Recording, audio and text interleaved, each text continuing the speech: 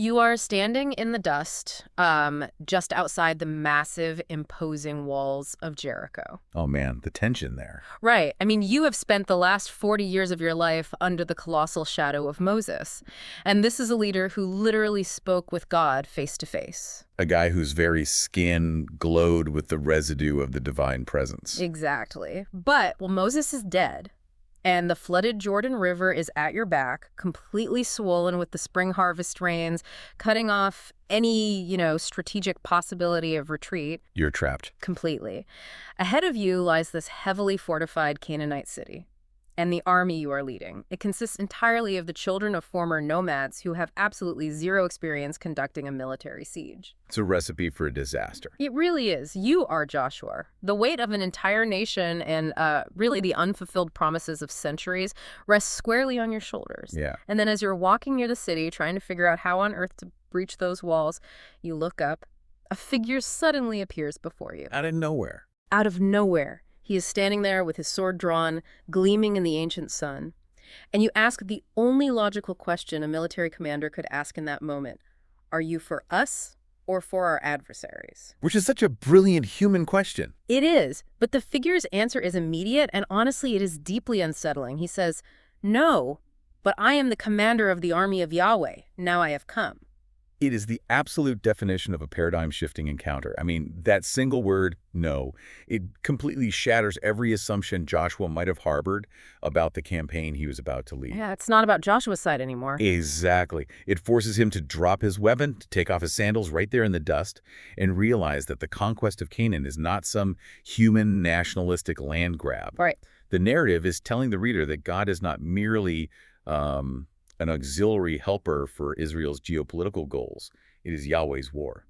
So to understand what happens next outside those walls, and really to decode the ancient text that records it, we are diving into a stack of deep-level source materials today. And it's a great stack today. It really is. Sitting on the desk here, we have a comprehensive Old Testament survey analysis document. It was originally designed for seminary students and pastoral leadership, and it approaches the text from a rigorous, conservative, evangelical perspective. Which is crucial for how we're going to frame this. Totally.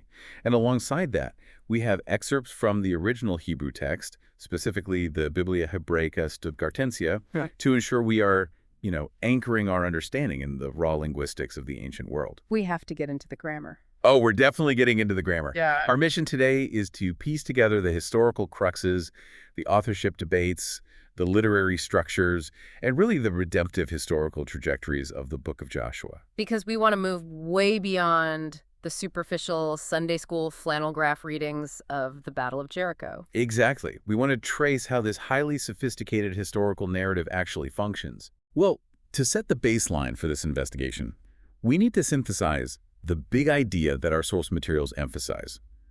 The book of Joshua serves as the critical, indispensable bridge between the Pentateuchal wandering, the wilderness years, and the historical realization of the promises made to the patriarchs. Because the Pentateuch, those first 5 books of the Bible, it ends on a note of profound, almost agonizing anticipation. It really does. Israel is poised right on the edge of the Jordan looking into the land, but they aren't in it yet. Joshua is the document of fulfillment. Right. It records what theologians often call a great redemptive complex. It's where the salvation that was initiated with the exodus out of Egypt is finally completed through the possession of the Promised Land. It documents this massive sociological and theological transition, right, moving at people from wandering nomads to a settled, sedentary covenant community. Precisely. But that transition didn't happen in a mythic vacuum. It happened in the dirt and the politics of the ancient Near East, which brings up the foundational question of origins. Where does this text actually come from? Ah, the Sitzim Leben. Yeah, the Sitzim Leben, the setting in life, the historical context of its composition. Because if we're going to understand the theological weight of Joshua, we have to look at that. The survey documents we're reviewing spend a lot of time defending an early eyewitness authorship model. They do. The conservative evangelical perspective presented in our materials defends the essential Mosaic and Joshuan authorship of these early historical books. Which is the traditional view. Right. And it's supported by early rabbinic literature. For instance, the Babylonian Talmud, specifically the tractate Baba Bathra 14b, and first-century historians like Josephus, they hold that the book was authored by Joshua himself, or at least by a contemporary eyewitness writing very shortly after the events occurred. Though the survey notes do acknowledge there were likely minor, later canonical preservations, right? Or editorial updates. Yeah, definitely. Like, obviously, the account of Joshua's own death at the end of chapter 24. Right, he didn't write that. Exactly. Yeah. That was likely added by someone like the priest Eleazar or his son Phineas. Hmm. But the core argument of our sources is that the bulk of the text is eyewitness testimony. And I want to look closely at the internal evidence they use to support that, because the linguistic clues in the Hebrew text are just fascinating. They really are. I'm looking at the Hebrew excerpts here for Joshua 5.1. When the text describes the crossing of the Jordan River, there's a really specific scribal note. The Ketiv and Queer. Yes.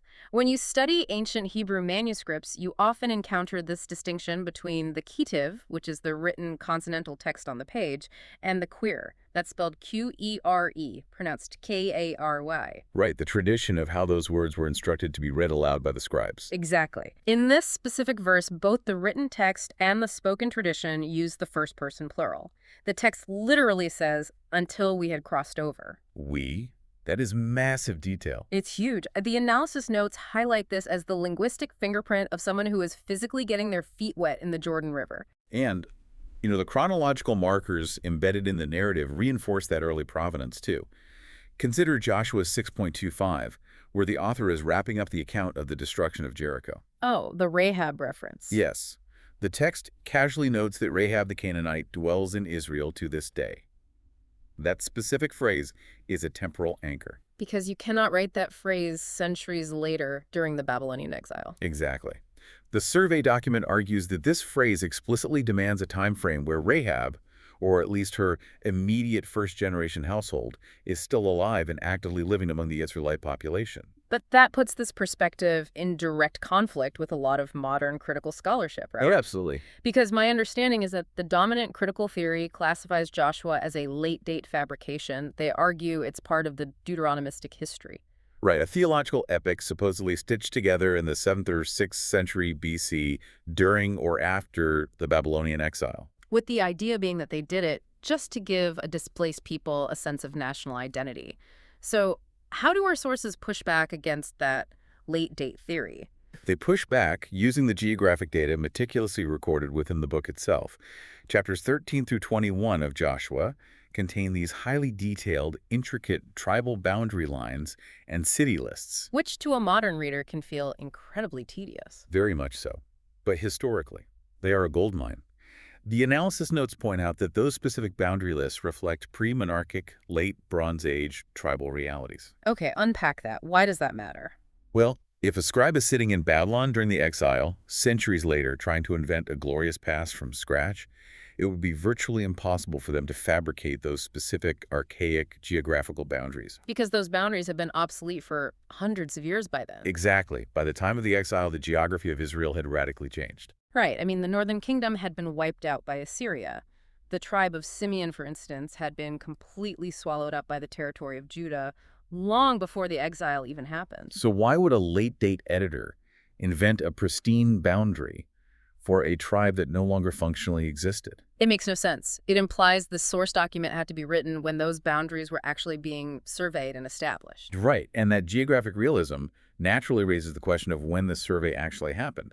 The sources outline a major historical debate regarding the date of the conquest, weighing a 15th century BC date against a 13th century BC date. To understand the 15th century argument, which is often called the early date view, we have to look at the internal biblical chronology that our sources prioritize. The math is very clear in the text. It really is. 1 Kings 6.1 states that the exodus from Egypt happened exactly 480 years before the 4th year of King Solomon's reign. And through historical synchronisms with other ancient Near Eastern records, historians widely place Solomon's 4th year at approximately 966 BC. So if you add 480 years to that, you arrive at an Exodus date of roughly 1446 BC. And since the Pentateuch records Israel wandering in the wilderness for exactly 40 years. You subtract those 40 years, and that brings you right to 1406 BC for the beginning of the conquest under Joshua. Which places the setting in life firmly at the transition between the archaeological periods known as the Late Bronze Age 3 and the Late Bronze Age 2. And the survey notes emphasize that this mathematical timeline perfectly aligns with another chronological marker found later in the text, right? Yes, in Judges 11.26. A leader named Jephthah is negotiating with the Ammonites, and he casually states that Israel had been living in the land for 300 years by his time. Working backward from Jephthah's era also mathematically demands a 15th century conquest. Okay, but this timeline is where the collision with secular archaeology gets intense. So very intense. For decades, the archaeological community has pushed back incredibly hard on this 1406 BC date, specifically regarding the city of Jericho. If you've read anything about biblical archaeology, you've heard of Kathleen Kenyon. She conducted these famous excavations at Jericho in the 1950s using a method of digging deep vertical trenches called balks. To study the layers of earth, or stratigraphy. Exactly. And her conclusion was honestly devastating to the biblical account at the time. Based on the types of pottery she found, or rather didn't find, she declared that during the late 15th century BC, Jericho was an unoccupied ruin. Meaning there was no city for Joshua to conquer. Right. And for a long time, Kenyon's conclusion was the undisputed consensus. It was the primary evidence used to categorize the book of Joshua as a myth. But our survey materials highlight a massive turning point in the 1990s. Tell us about Bryant Wood. Yeah, Dr. Bryant Wood. He's an expert in Canaanite pottery from this specific era. He went back and conducted a comprehensive re-examination of Kenyon's own excavation reports and the physical evidence she left behind. And what did he find? Well, Wood argued that Kenyon based her dating primarily on the absence of a specific type of expensive imported pottery from Cyprus. Which is kind of like dating a modern neighborhood by looking only for imported Italian sports cars. Exactly. If you don't find a Ferrari, it doesn't mean nobody lived there. So Wood looked at the local, everyday Canaanite pottery found in the destruction layer known as City D3. And his analysis demonstrated that the destruction of City 3 actually aligns remarkably well with the 1406 BC date. Yes, and when you read the specific details of what was uncovered in the ash layer of City 3, it is staggering. It really is. They found that Jericho had this massive revetment wall at its base, topped with a mud brick superstructure. And the archaeological evidence showed that those mud brick walls had collapsed, falling outward and down the slope. Which created a physical ramp. An invading army could literally run straight up that ramp into the city. And that physical reality perfectly mirrors the description in Joshua 6, which says the wall fell down flat and the people went up into the city, every man straight before him. But the detail that really solidifies the timeline involves the storage jars. Oh, the storage jars are a crucial piece of forensic evidence. Walk us through that, because it's wild. So in the ruins of City Thirth, archaeologists found numerous large Canaanite storage jars that were completely full of carbonized grain. Which is highly unusual. Highly. In ancient Near Eastern warfare, a siege usually lasted for months, sometimes even years.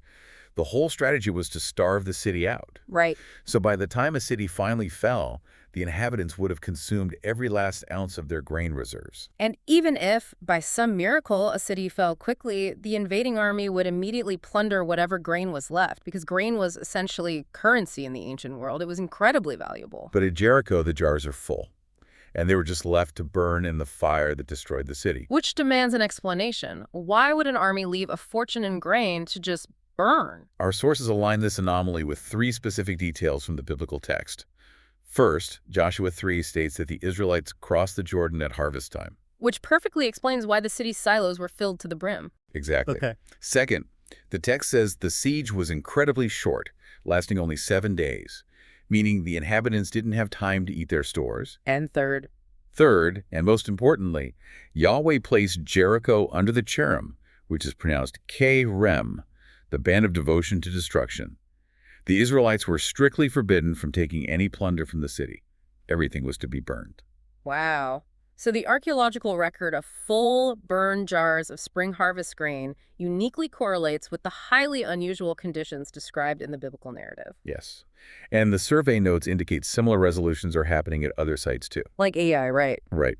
Recent excavations at Khirbet El Maqatir have provided compelling evidence to resolve the long-standing geographical and archaeological debates regarding the location and destruction layer of Ai, the second city Joshua conquered.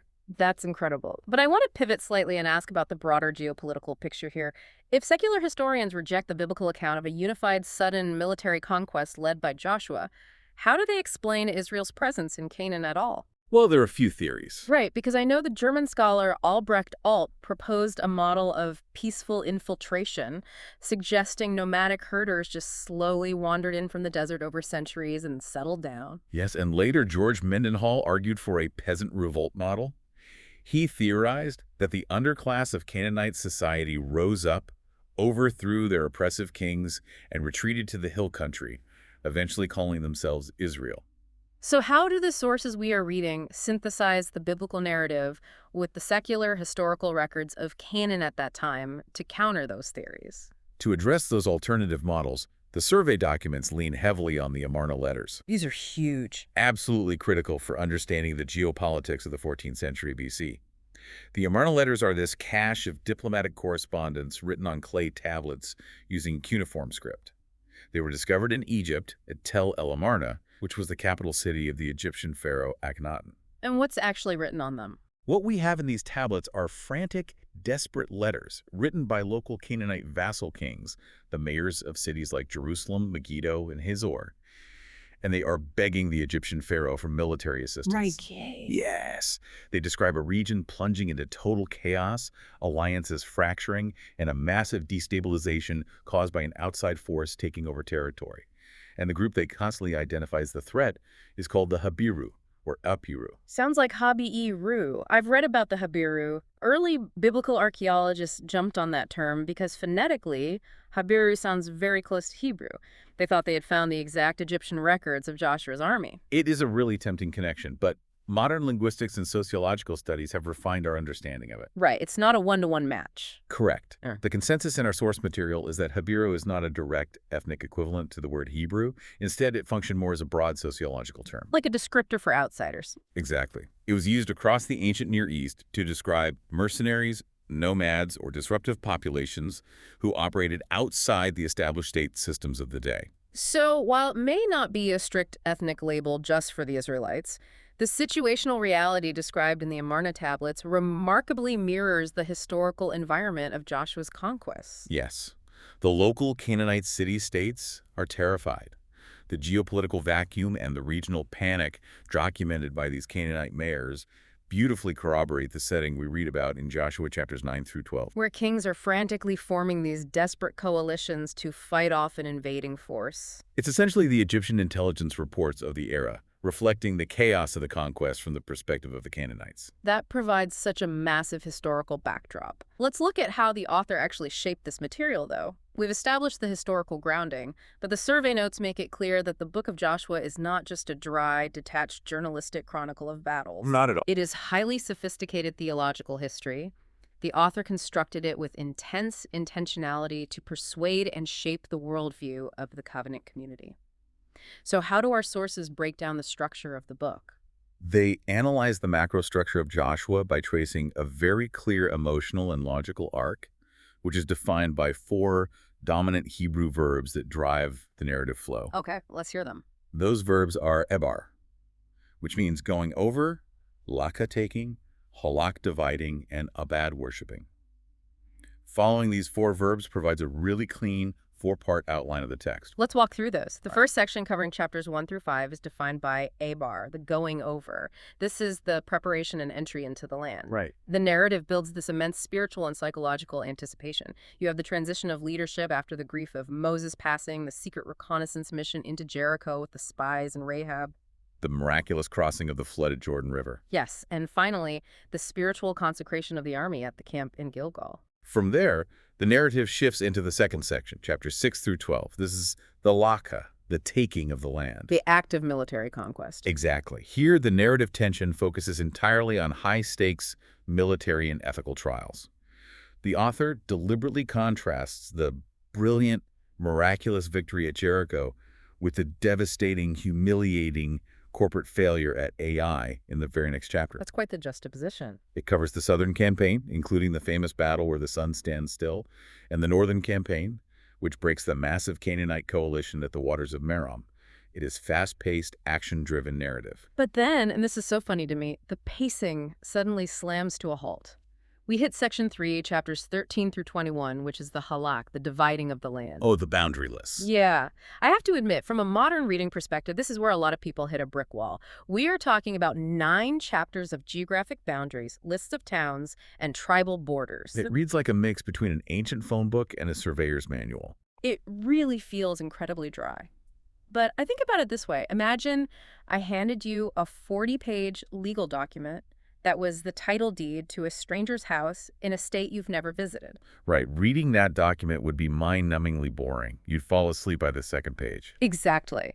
But imagine you have been homeless your entire life. Imagine your parents were slaves in Egypt and you spent your formative years wandering in a barren, hostile desert. Okay, the stakes are different now. Totally different. And then the God of the universe hands you a 40-page legal document, and it is the detailed title deed to your new house, your permanent homeland, your estate flowing with milk and honey. Suddenly reading every single boundary line, every tree, every rock outcropping that marks your family's property isn't boring at all. It is the most thrilling, life-altering document you have ever read. That analogy perfectly captures the ancient perspective. For the Israelite audience, those distribution chapters were not filler. They were the visual, legal, and historical proof of Yahweh's absolute covenant fidelity. Every unpronounceable town name was a testament to the fact that God had kept the promise he made to Abraham centuries early. Right. As the survey materials note, these chapters are actually the logical and legal climax of the entire book. Which sets up the final section, chapters 22 through 24, the abad, the worshiping or serving. The covenant resolution. Yeah. Joshua gives his final impassioned farewell addresses to the leaders of Israel, and the book forces the nation to make a definitive choice about who they are going to serve moving forward. But beyond that broad outline, the author uses some incredible Hebrew rhetorical devices on a micro level to drive these theological points home. Let's look at the use of inclusio, the literary bookends of the text. Explain how an inclusio works for us. Sure. An inclusio is a bracketing device where a text begins and ends with the same theme or vocabulary to enclose the material within a specific context. The one utilized in Joshua is profound. In Joshua chapter 1, at the very beginning of his commission, Yahweh explicitly commands Joshua to be strong and courageous. In the Hebrew text, that phrase is kazak we emetz, pronounced Hazak v. Ametz. Sazak we hametz. Got it. And crucially, that command to military bravery is tied directly to a command to meditate unceasingly on the Torah, the book of the law given by Moses. So the success of the military campaign is bound entirely to his adherence to the written text. Yes. Now, fast forward to the end of the book in Joshua chapters 23 and 24, that exact Hebrew vocabulary, kazak we emetz, and that exact theological demand to cling to the Torah reappear as Joshua delivered his final charge to the elders of Israel. So the author has deliberately bracketed the entire bloody, chaotic history of the military conquest within the strict literary boundaries of total covenant obedience. The rhetorical argument is crystal clear. The conquest was not won by superior military tactics. It was won by fidelity to the Word of God. We also see the author using structural design to highlight theological centers. Take the crossing of the Jordan River in chapters 3 and 4. The author doesn't just give us a linear point A to point B travel log. Right. He arranges the narrative in a chiasm. Yeah, a chiasm, which is a concentric literary pattern, kind of like a staircase leading up to a landing and then back down, pointing the reader to a specific thematic center. How does that look in Joshua 3 and 4? Well, you have Joshua commanding the people to prepare, then Yahweh promising to exalt Joshua, then the priest stepping into the water, and right at the structural center, the core mandate of the narrative, the setting up of the 12 memorial stones. And then it descends the staircase. Exactly. The narrative works its way backward. Yeah. The priests emerge from the water, Yahweh exalts Joshua in the sight of the people, and the stones are permanently pitched at the camp in Gilgal. So the whole architectural design of the text is to ensure the reader recognizes that the Ark of the Covenant, representing the presence of God, is the absolute stationary center of the entire divine action while the nation passes by. It's beautifully designed, and the Hebrew text is also thick with wordplay designed to communicate theological reality. Oh, the puns. The most striking example our sources point out is in chapter 7, dealing with the sin of Achan. Okay, walk us through Achan's situation. Achan is a man from the prominent tribe of Judah who secretly steals plunder from Jericho items that have been explicitly dedicated to God. The Hebrew word for Achan's name is Achan, and the author creates a terrifying, deliberate pun with the Hebrew verb aikar, which means to trouble or to bring disaster. Wait, let me make sure I'm tracking with the implications of that. Because HN violates the cherem, the ban, the items completely devoted to destruction, does the text imply he effectively becomes a cherem entity himself? Exactly. Like the contagion of the judgment literally transfers to him because of his theft. Yes, he integrates devoted things into his own tent, thereby devoting his own tent to destruction. When Joshua finally confronts him after the defeat at Ai, the Hebrew text leans heavily into this linguistic connection. What does Joshua say? He says, "Why have you troubled us? Yahweh will trouble you this day." In Hebrew, that sounds like, Me'akartanu yakarecha Yahweh bayom haza. Achan's very name sounds like the trouble he brought upon the nation. Wow. And consequently, the location of his execution is forever memorialized as the Valley of Achor, the Valley of Trouble. It serves as a lasting literary, linguistic, and geographic signpost warning future generations about the grave reality of corporate holiness. The survey document also emphasizes the author's use of parallelism. The narrative constantly goes out of its way to establish Joshua's legitimacy by holding him up as a mirror to Moses. Right, the Moses-Joshua typology is everywhere. Moses parts the Red Sea in Exodus 14. Joshua parts the Jordan River in Joshua 3. Moses sends spies into Canaan. Joshua sends spies into Jericho. But the most explicit parallel happens in Joshua 5, right before the Battle of Jericho. The commander of the Lord's army tells Joshua, "Take off your sandals from your feet, for the place where you are standing is holy." Which is so iconic. It is. And when you look at the Hebrew text, that is a word-for-word, verbatim repetition of what Yahweh told Moses at the burning bush in Exodus 3. The author is basically shouting to the reader, Joshua is the true, legitimate, divinely authorized successor to Moses. He carries the exact same authority. That intentional echoing of the Pentateuch leads us directly into the next major framework of our analysis: intertextual and canonical integration. Because the book of Joshua does not exist in a vacuum. Not at all. It is deeply, inextricably connected to the text that preceded it, and it sets the trajectory for everything that follows in the biblical canon. It actively receives Pentateuchal mandates and executes them in historical time. The most obvious interbiblical connection is the fulfillment of the Abrahamic land promise. Let's trace that back. Back in Genesis 12, 15, and 17, God enters into a covenant with Abraham. He walks through the severed animal pieces and swears a unilateral blood oath to give the land of Canaan to Abraham's descendants. Then hundreds of years pass. Hundreds of years. The Israelites endure brutal slavery in Egypt. They spend 40 years wandering in a hostile desert. From a human perspective, it looks like the promise is completely dead and buried. But then you get to Joshua 21.43. Yes. And the author delivers this triumphant summarizing declaration. Thus Yahweh gave to Israel all the land that he swore to give to their fathers. The entire book serves as a historical monument to the fact that God's covenantal word is utterly dependable, no matter how much human history seems to contradict it or delay it. And it isn't just the broad covenantal promises, it is also the highly specific legal codes of the Torah being enacted. Look at the Deuteronomic sanctions. Right. In Deuteronomy 27, Moses gives the people a very specific, somewhat unusual command. He tells them that once they cross into the land, they are to travel to Mount Ebal and Mount Gerizim. They are to build an altar of uncut stones, plaster them, write the law on them, and physically divide the tribes on the two mountains to shout the blessings and curses of the covenant across the valley at each other. which is exactly what Joshua coordinates in Joshua 8. Yeah, immediately following the catastrophic defeat and subsequent victory at Adai, he halts the military campaign. He marches the entire nation north to Shechem, situates them right between Ebal and Gerizim, and executes Moses' command to the letter. It is the historical execution of a theological mandate. Our sources note that he is binding the historical experience of their military conquest to the conditional nature of their covenant residency in the land. The visual message being, you are standing here by grace, but you will only remain here through obedience. We also see profound liturgical patterns being fulfilled and transitioned. In Joshua 5, Israel finally celebrates the Passover in the plains of Jericho. This links directly back to the night of their deliverance in Exodus 12. But there's a legal hurdle.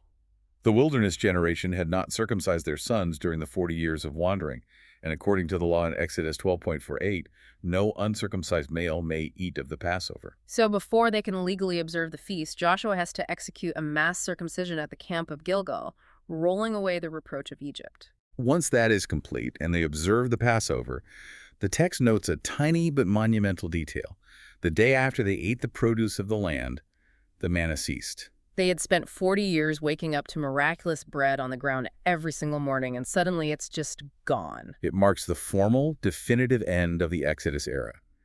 The provision of the wilderness is replaced by the provision of the land. The long-awaited era of settlement has officially begun.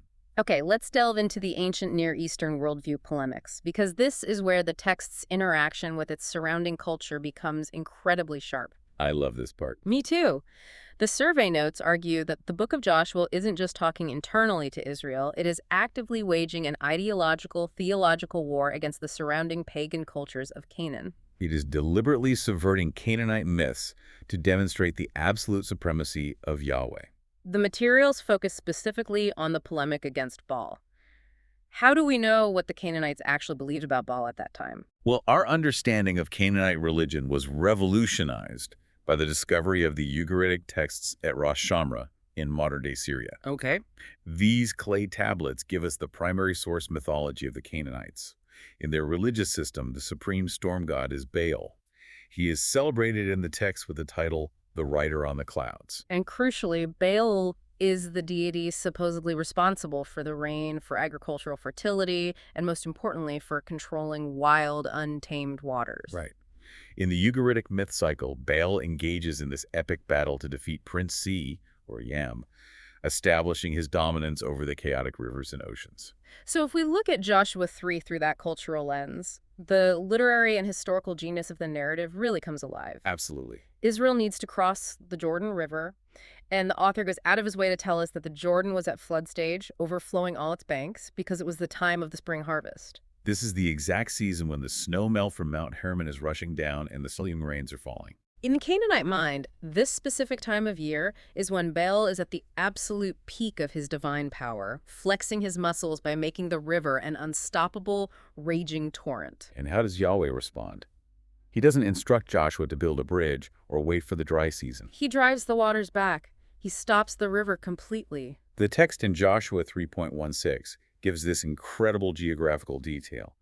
The waters piled up in a single heap far away at a city called Adam. Yahweh demonstrates absolute sovereign control over the natural world, operating effortlessly in Baal's own domain during Baal's peak season. The crossing of the Jordan isn't merely a miracle of logistical convenience. It is a massive, humiliating theological polemic against the Canaanite pantheon. It proves to both Israel and Canaan that Israel's God controls the waters, not Baal. The sources point out that the author does the exact same thing with the astral deities in chapter 10, during the famous story where the sun and the moon stand still at the Battle of Gibeon. Modern readers look at that text and immediately focus on the astronomical physics of the event, right? Trying to figure out how the Earth's rotation paused. But in the ancient Near Eastern context, celestial bodies weren't viewed as just inanimate balls of burning gas and rock. They were worshipped as literal gods. Shamash was the sun god. Yari was the moon god. They regulated time. They were consulted for military omens. And Joshua stands there and commands the sun to stand still over Gibeon and the moon over the valley of Ajalon. Yahweh suspends the cosmic operations of these so-called deities, proving they are nothing more than mere creations, completely subject to the spoken word of Yahweh's human commander. It strips them of all their perceived power and dignity. The text constantly co-opts the cultural forms of the day to declare Yahweh's supremacy. We see this structurally in Joshua 24 too, right? The Great Covenant Renewal Ceremony at Shechem. Yes. The survey documents show that when you outline the structure of Joshua 24, it perfectly mirrors the layout of Second Millennium Hittite vassal treaties and Syrian edicts. For context, a vassal treaty was the standard legal document a conquering king, a suzerain, would force a lesser defeated king, a vassal, to sign, establishing the terms of their relationship. Exactly. And archaeologists have found that these treaties always followed a very rigid, specific formula. Walk us through the formula. They started with a preamble, identifying the great king by his titles, then a historical prologue detailing everything the great king had done for the vassal in the past. Okay. This was followed by the stipulations, the specific rules of loyalty and tribute. Then witnesses, usually a list of the gods, were invoked to enforce the treaty, and finally a list of blessings and curses depending on the vassal's obedience. And Joshua 24 follows the secular political format to the letter. It really does. Preamble. Thus says Yahweh, the God of Israel. Historical prologue. I took your father Abraham, I plagued Egypt, I brought you out. Stipulations. Now therefore fear Yahweh and serve him in sincerity. Witnesses. You are witnesses against yourselves. The text deliberately repurposes this familiar geopolitical legal document to make an exclusive theological claim. Israel's true suzerain is not the Pharaoh in Egypt, nor is it some Hittite emperor in the north. Their only sovereign king is Yahweh. I do struggle with this next section, though. As we move into the theological themes, the survey document tackles the concept of the cherem, the complete elimination of the inhabitants of the land. It's the hardest part of the book for modern readers. It is. We read the mandate in Deuteronomy 20 and the execution of it here in Joshua. The sources argue the cherem is purely theological, but if I'm reading the text, it sounds functionally identical to ethnic eradication. Sure. How do the survey notes justify looking at the text and saying it's not based on ethnicity when the commands are so geographically and culturally specific to the Canaanites? The sources justify it by pointing to the typological subversion embedded directly in the narrative, primarily through the character of Rahab. They argue that Rahab's survival proves the cherem mandate was never fundamentally about ethnic origin. It was entirely about theology, morality, and covenant allegiance. Why does Rahab, a Canaanite residing in the primary target city, survive? Because of her confession in Joshua 2.11, she says to the Israelite spies, "For Yahweh your God, he is God in the heavens above and on the earth beneath." She explicitly abandons the gods of Canaan and expresses saving faith in the God of Israel. And her faith, not her ethnicity, exempts her from the judgment of the cherem. It's a fascinating paradigm shift because it paves the way for the inclusion of the Gentiles into the covenant community. I mean, she literally ends up in the genealogical line of Jesus Christ in Matthew chapter 1. Let's dig deeper into how the survey document structures these core theological themes. What are the major theological tentpoles they want a pastor or teacher to drive home when teaching this book? We've touched on the absolute faithfulness of Yahweh. Joshua 23.14 is identified as the thesis statement of the book. Not one word has failed of all the good things that Yahweh your God promised. But let's tackle the explanation of the cherem head-on. According to the theological framework in our sources, how is a teacher supposed to explain the holiness of God and cosmic justice when a congregant reads about Israel putting men, women, and children to the sword at Jericho? The survey notes insist that teachers must ground the cherem entirely in the absolute holiness of God and his role as the righteous judge of the cosmos. According to this framework, the conquest of Canaan must not be taught as an act of unprovoked, nationalistic, imperialistic aggression. It is not framed as Israel deciding they want more land and subsequently justifying a genocide. Rather, the sources argue it is the execution of a divine judicial sentence against a specific culture that had engaged in centuries of profound moral degradation.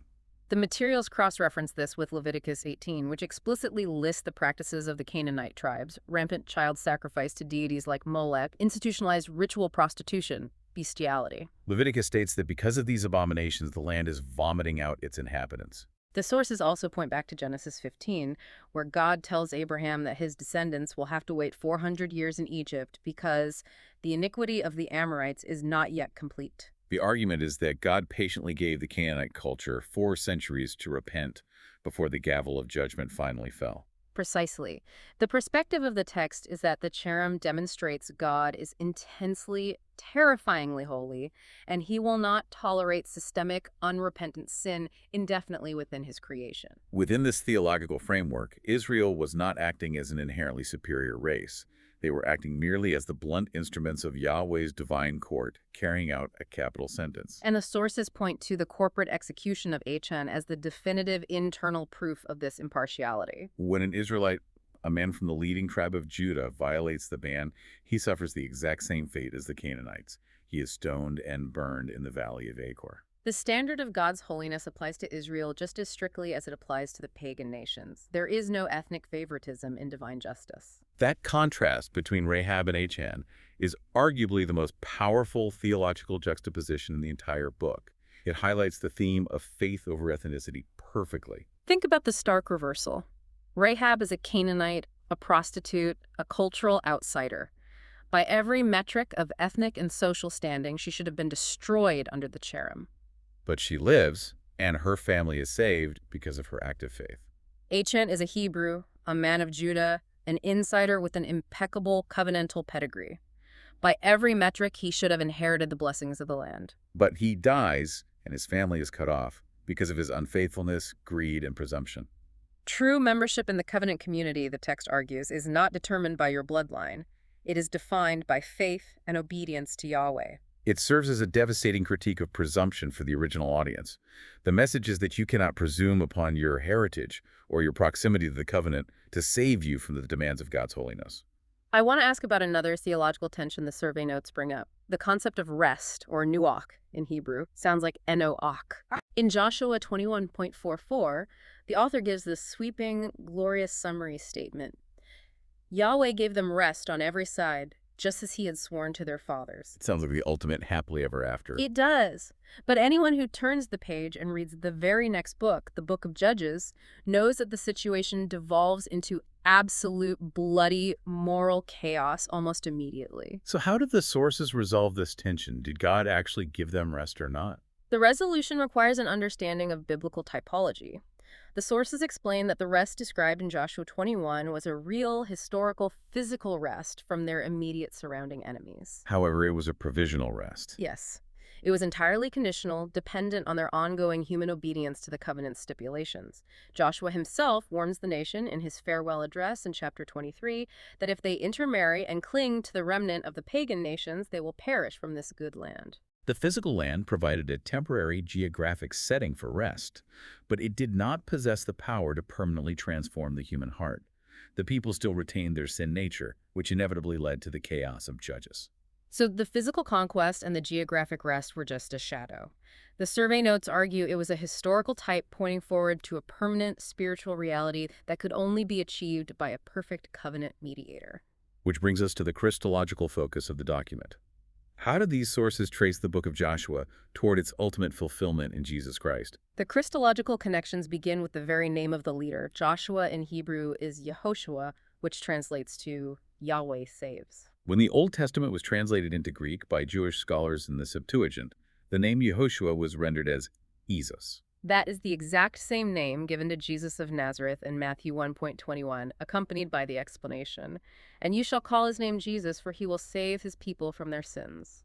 The sources view Joshua as an explicit, historical type of Jesus. Just as Joshua led the Israelites through the physical, chaotic waters of the Jordan to conquer earthly enemies and inherit a temporal patch of land, Jesus leads his people through the dark waters of death and divine judgment to conquer sin and Satan, securing an eternal, imperishable inheritance. The notes also connect Christ to the narrative prior to his incarnation. Let's go back to that opening encounter outside Jericho in Joshua 5. The commander of the army of Yahweh, the divine warrior with the drawn sword. The survey document connects that pre-incarnate appearance directly to the end of the biblical canon, to Revelation 19. There, the text presents the ultimate realization of that figure. Jesus Christ returns not as the suffering servant of the Gospels, but as the ultimate commander mounted on a white horse. His eyes are described as a flame of fire. He is clothed in a robe dipped in blood, and from his mouth comes a sharp sword to strike down the nations. The theological argument is that the warrior who stood in the dust at Jericho is the same king who returns to establish absolute cosmic order and execute final judgment. The conquest of Canaan serves as a localized historical preview of the final eschatological judgment of the world. And amidst all that severe judgment, the survey notes point out how the book of Joshua brilliantly foreshadows the concept of sanctuary through the cities of refuge. In Joshua 20, God commands the establishment of 6 specific cities, 3 on each side of the Jordan River. These were designed to protect someone who committed accidental manslaughter from the Goel Hadam, the avenger of blood. Right. The Goel Hadam being the closest relative of the victim, who had the legal right in that culture to hunt down and kill the manslayer to balance the scales of justice. By structurally placing these 6 cities evenly throughout the tribal allotments, Joshua ensures that legal mercy is geographically accessible to everyone in the land. The guilty party had to flee to the nearest city of refuge, and as long as they remained inside its walls, they were completely safe from the wrath of the avenger. Tracing this canonically, the survey notes highlight how the author of Hebrews picks up this exact imagery in Hebrews 6.18. The text speaks of how we who have fled for refuge might have strong encouragement to hold fast to the hope set before us. Within this framework, Jesus Christ is presented as the ultimate city of refuge.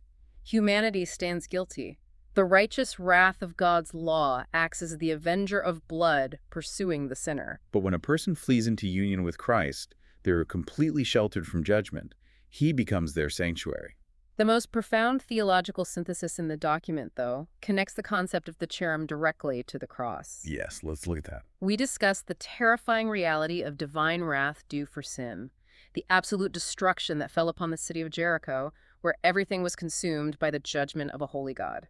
The theological premise is that this total destruction is what human rebellion actually deserves. But the glorious resolution of the new covenant, according to this framework, is that the terrifying cherem due to humanity was entirely absorbed by Jesus Christ on Calvary. When darkness covered the land for 3 hours during the crucifixion, the curse of the broken law, the absolute devotion to destruction, fell upon the Son of God. Christ became cherem on behalf of his people. He was treated as Achan. He was cast outside the camp. He was crushed by the weight of God's wrath. So that those who were as guilty as Rahab might be spared from the final judgment and brought eternally into the household of God. That synthesis forms the theological heart of the survey document's analysis. It argues that the book of Joshua, despite its violence and severe judgment, ultimately functions as a gospel book. It is designed to show the reader both the terrifying severity of the judgment from which they have escaped and the staggering magnitude of the grace that brings them into their inheritance. As we wrap up this survey, the document provides several equip and inspire points designed specifically for pastoral application and leadership. The book of Joshua is framed as a goldmine for examining leadership dynamics. Let's look at the warnings and exhortations they highlight. The first is the priority of spiritual consecration. The notes point back to Joshua 5. Joshua is standing outside Jericho, facing the greatest military obstacle of his life. The logical, pragmatic military thing to do is to build siege ramps, forge weapons, drill the troops, and establish supply lines. And what does Joshua do? He halts the entire military operation to perform a mass circumcision and celebrate the Passover. He intentionally incapacitates his entire fighting force for several days while they are camped directly in enemy territory. From a purely tactical standpoint, it makes absolutely zero military sense. It violates every rule of warfare. It does. But the document argues it makes perfect theological sense. The lesson drawn from ministry leadership is profound. Never prioritize working for God over being right with God. A leader's spiritual alignment, their holiness, their dependence on the blood of the Lamb, and the cutting away of the flesh must always take precedence over strategic planning and programmatic activity. The takeaway is simple. If a leader is not consecrated, they cannot conquer. The notes contrast that positive example with the dark inverse found in chapter 9, highlighting the danger of prayerless pragmatism. The Gibeonites. Yes, a local Canaanite tribe. They realize they are next on the list to be destroyed, so they execute a brilliant theatrical deception. They show up at the Israelite camp at Gilgal, wearing worn-out clothes, patched sandals, and carrying dry, moldy bread and cracked wineskins. They claim to be from a far-off country, seeking a peaceful treaty. And the text provides a chilling, devastating diagnosis of leadership failure in verse 14. So the men took some of their provisions, but did not ask counsel from Yahweh. They looked at the moldy bread, they trusted their own eyes, they analyzed the physical data, and based on their own human wisdom, they made a binding covenant that ended up compromising the nation's obedience for centuries. The survey notes use this to ask a piercing question of church leadership. How often do leaders look at the budget, analyze demographic trends, adopt secular business models, evaluate the visible evidence, and make massive, binding decisions for the body of Christ without ever falling on their faces to ask counsel from Yahweh? It stands as a profound warning against relying on mere human pragmatism in the midst of spiritual warfare. Tied closely to that leadership warning is the reality of corporate solidarity, demonstrated by Achan's sin in chapter 7.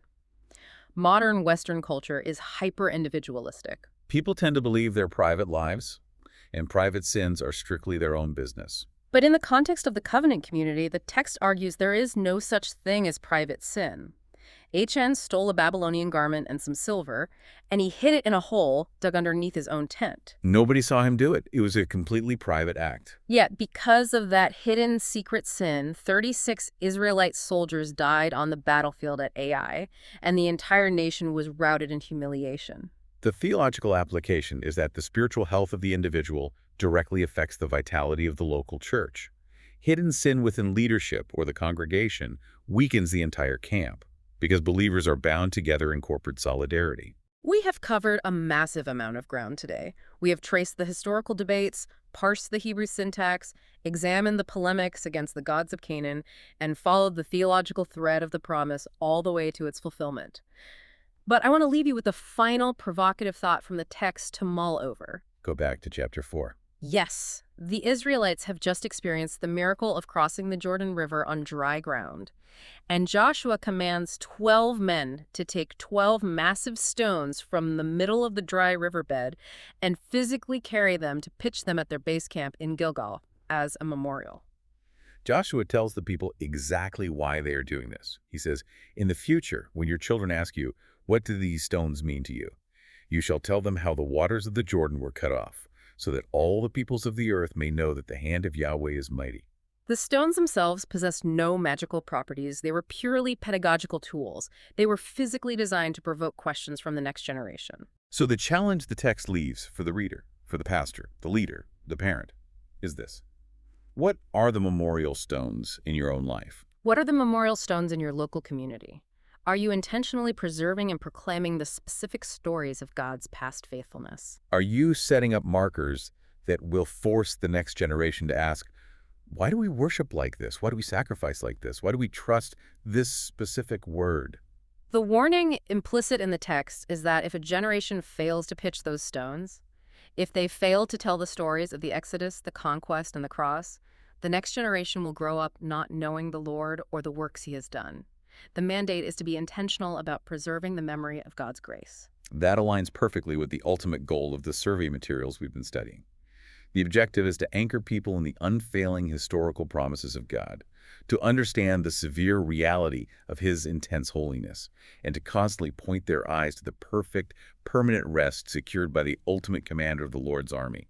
It encourages a deep, rigorous study of the text, to foster a genuine fear of Yahweh, and to serve him in sincerity and in faithfulness. We're going to wrap up our deep dive into the source materials here. Keep meditating on the text, be strong and courageous, and we will see you next time as we prepare for our next exegetical journey into the dark, chaotic, and desperately grace-filled narratives found in the book of Judges. But until then, remember the dust of Jericho. Remember the commander with the drawn sword. The battle belongs to Yahweh.